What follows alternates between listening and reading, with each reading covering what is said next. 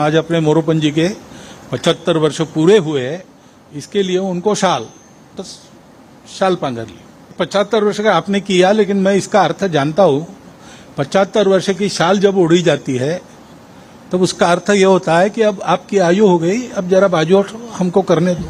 आज अपने मोरोपंत जी के 75 वर्ष पूरे हुए, इसके लिए उनको शाल पांगर ली। आणि मग म्हटलं थोडंसं बोला, तर ते म्हणे कशाला बोलायचं, नाही बोला, आग्रह झाला। ते उभे राहिले। उभे राहिल्यावर स्वाभाविक मोरोपंतांचं बोलणं जे कार्यकर्ते जरा हसऱ्या चेहऱ्याने पाहायचे, तर ते म्हणायचे कि मेरी मुश्किल ये है कि मैं खड़ा होता तो लोग हंसने लगते, मैंने हंसने लायक कुछ बोला नहीं तो भी मेरे बोलने पर हंसते, क्योंकि मुझे लगता है लोग मुझे गंभीरता से नहीं ले रहे। मग पुढे ते असं म्हणाले, त्यांचे शब्द आहेत और म्हणून उच्चारतो मैं जब मर जाऊंगा तब भी पहले लोग पत्थर मार के देखेंगे कि सचमुच मर गया। मग ते असं म्हणाले, 75 वर्ष का आपने किया, लेकिन मैं इसका अर्थ जानता हूं।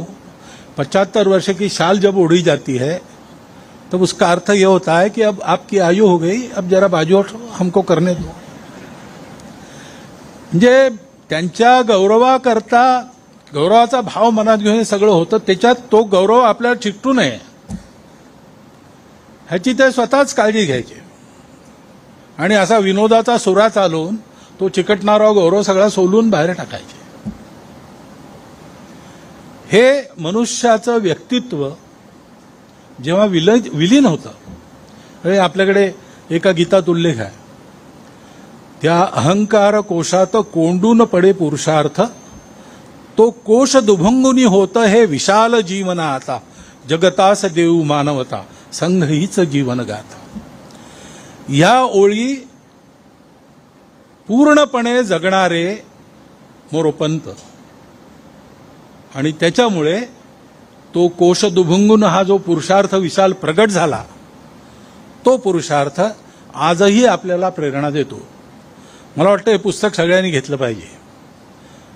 आणखी स्वयंसेवक आज जे नसतील इथे त्यांना सांगितलं पाहिजे, कारण जसं डॉक्टर हेडगेवारांचं चरित्र संघाच्या लोकांनी पुन्हा पुन्हा वाचलं पाहिजे, तसं ही एक चरित्र आहे जे आपण पुन्हा पुन्हा वाचलं पाहिजे आणि वाचून त्याच्यातून योग्य बोध घेतला पाहिजे।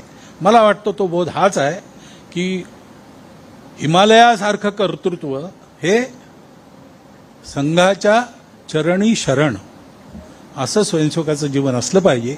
हा स्वयंसेवकाच्या जीवनाचा वस्तुपाठ आपण सगळ्यांनी या पुस्तकातून प्राप्त करावा आणि तुझे तेज अंगी शतांशाचं डॉक्टरांबरोबर म्हणतो तसं मोरोपंतांचंही काही शतांशांनी हे समर्पण आणि हे कर्तृत्व आपल्या वाट्याला आलं तर दाही दिशा उजळून टाकायची आपली जी मनीषा आहे ती मनीषा लवकरात लवकर पूर्ण होईल।